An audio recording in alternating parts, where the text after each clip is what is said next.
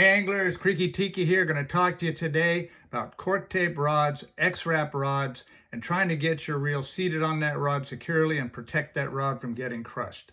You know, back in the day when we were all fishing with mono, reels were bigger and bases were wider, and there was no problem getting that reel to go onto a rod and clamp onto it. With the advent of braided line, reels have been getting smaller and smaller. You don't need as big a reel to still have enough capacity to fish it. Well, that's great. Makes a cast easier, but those studs have gotten narrower and narrower on the base of the reel. So now you may have a really expensive rod and you try to put that reel onto it and the studs are just too close together and you can't get it over your X-Wrap or over your cork tape. You can either destroy the X-Wrap and the cork tape or make a modification that I've done that I found works really well. What I've done is very carefully cut a section of the X-Wrap and the cork tape out, put some glue on it, and put a piece of heavy-duty shrink tube on and shrunk that onto the rod. That makes it narrow enough that pretty much all of your expensive reels will fit right on it and you can clamp them on, no problem.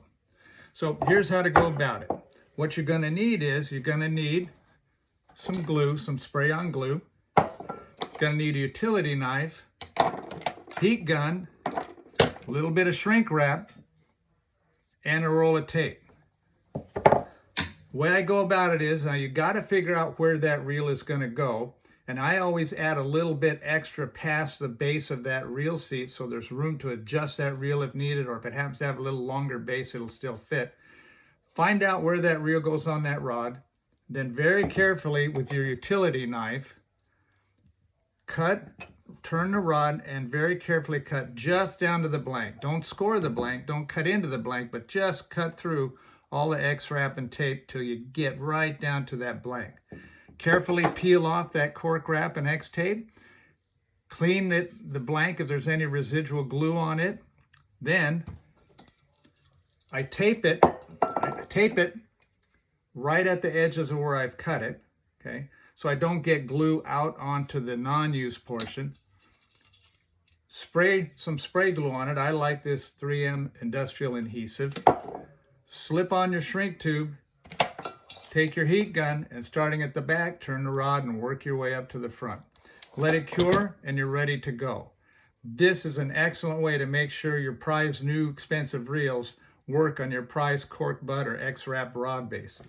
Now, another thing to keep in mind with these newer rods is, let me get this one out of the way. A lot of these new rods are built with S-glass, a very strong but very thin-walled fiberglass. And if you use the standard dog bone clamp that comes with your reel, you could end up actually crushing this blank if you tighten it too much. More than a few expensive S-glass rods have been crushed by people over tightening those little dog bone clamps. So when I'm going with a cork tape or X-Wrap rod, I use either the Cork Puppy or one of Duran's new wide adjustable reel seats. These wide reel seats spread out the pressure and help keep you from crushing that blank. You can really crank down on these things without damaging the blank, and it also helps hold that reel more securely and keep it from wanting to turn on you under heavy load.